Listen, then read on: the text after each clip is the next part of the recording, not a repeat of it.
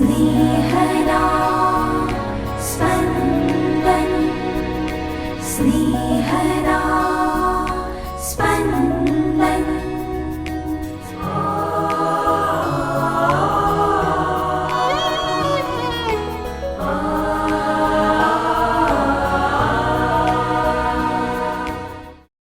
સામાન્ય કાળના 33મા અઠવાડિયાનો સોમવાર. આજે પ્રેષિત પીતર અને પાઉલના મહામંદિરના પ્રતિષ્ઠાપનનું પર્વ છે. ઈસુ એક અંધને દ્રષ્ટિદાન આપે છે. અંધ ભાઈની ઈસુમાં શ્રદ્ધા અને ઈસુનો અંધ ભાઈ પ્રત્યેનો પ્રેમ ચમત્કાર સર્જે છે. શું હું ઈસુમાં શ્રદ્ધા ધરાવું છું? સાંભળીએ સંત લુકકૃત શુભ સંદેશ, અધ્યાય 18, કડી 35-43. ઈસુ યરીખો નજીક આવ્યા ત્યારે એક આંધળો માણસ રસ્તાની ધારે ભીખ માંગતો બેઠો હતો.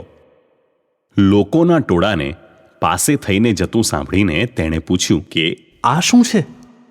લોકોએ તેને કહ્યું, નાસરેથના ઈસુ અહીં થઈને જાય છે. એટલે તે બૂમ પાડી ઉઠ્યો, ઓ ઈસુ, દાવીદના પુત્ર, મારા પર દયા કરો. આગળ ચાલતા લોકોએ તેને ધમકાવીને શાંત રહેવા કહ્યું, પણ તે ઉલટો વધારે જોરથી બૂમ પાડવા લાગ્યો, ઓ દાવીદના પુત્ર, મારા પર દયા કરો.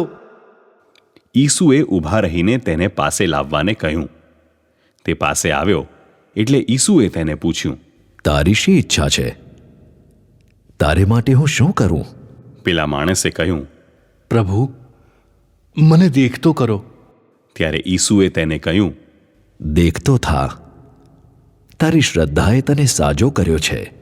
અને તે જ ક્ષણે તે દેખતો થઈ ગયો અને ઈશ્વરના ગુણગાન ગાતો ગાતો ઈસુની પાછળ ચાલવા લાગ્યો.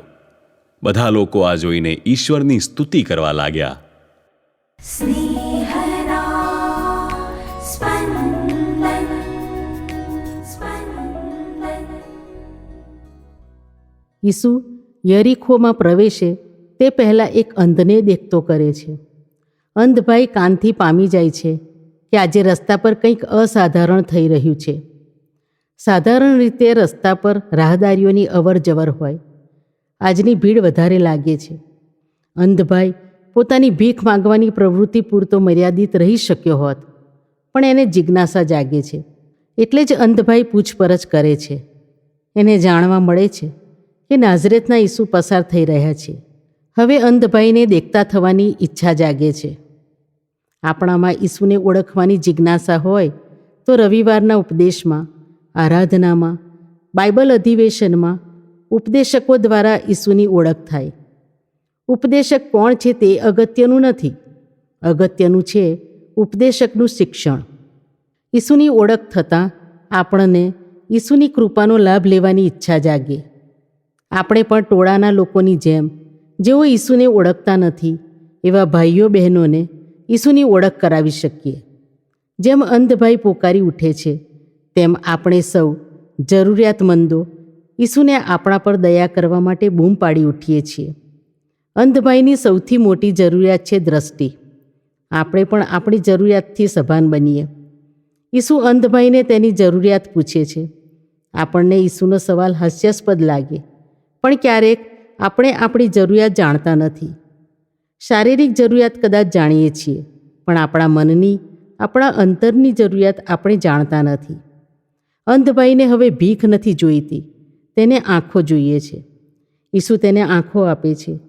દેખતો થયેલો ભાઈ ઈસુની પાછળ પાછળ જાય છે. એ ભાઈ ઈસુનો અનુયાયી બને છે.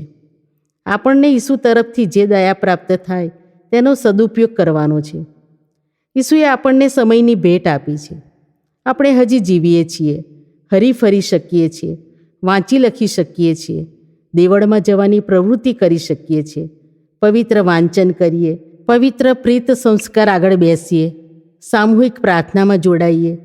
સાજા થયેલા ભાઈએ પોતાને મળેલી ભેટનો સદુપયોગ કર્યો. આપણે પણ એમ જ કરીએ. પવિત્ર આત્માની સહાય વિના આપણે કશું ન કરી શકીએ. પવિત્ર આત્મા જ આપણને સદ્બુદ્ધિ આપી શકે. પવિત્ર આત્મા જ આપણને સહાય કરી શકે. વયમાં વૃદ્ધિ પામેલા ભક્તોને દેવળમાં સમય ગાળતા જોયા છે. પ્રભુ સાનિધ્યમાં રહેવાથી મન ઈસુમય બને છે.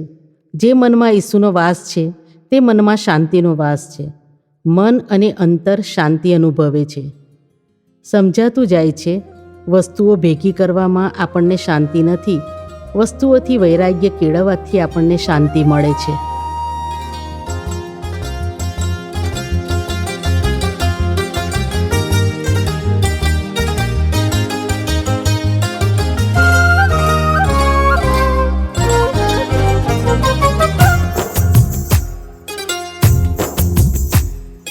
મારે હૈયે આવજે આવજે હે નાથ, મારે હૈયે આવજે આવજે હે નાથ.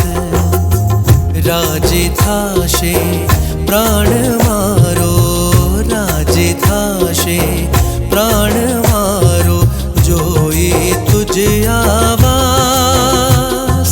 મારે હૈયે આવજે આવજે હે નાથ, મારે હૈયે આવજે આવજે હે નાથ.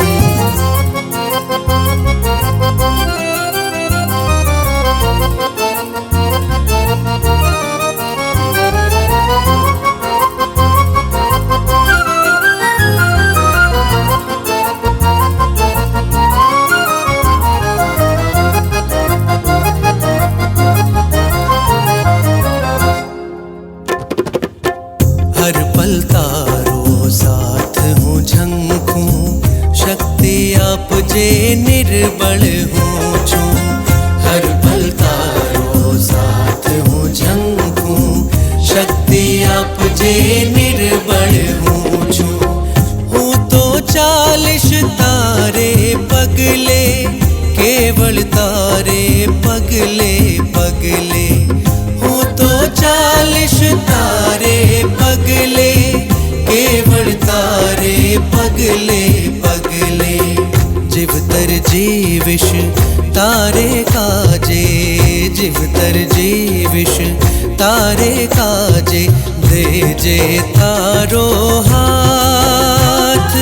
मारे हैये आवजे आवजे हे नाथ, मारे हैये आवजे आवजे हे नाथ.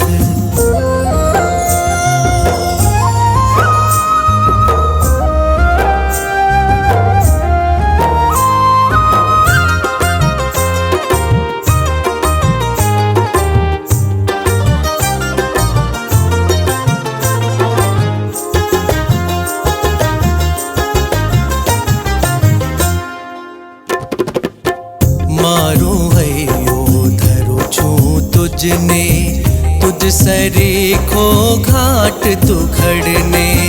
मारो हૈયો धરું છું तुझने, तुझ सरीखो घाट तुखड़ने.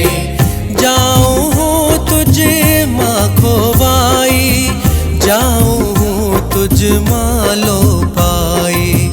जाऊं हूँ तुझ माँ खोवाई, जाऊं हूँ तुझ मालो पाई. रोमे रोमे तारो वास, रोमे रोमे तारो वास. उछले पुर उल्लास, मारे हૈયે आवजे आवजे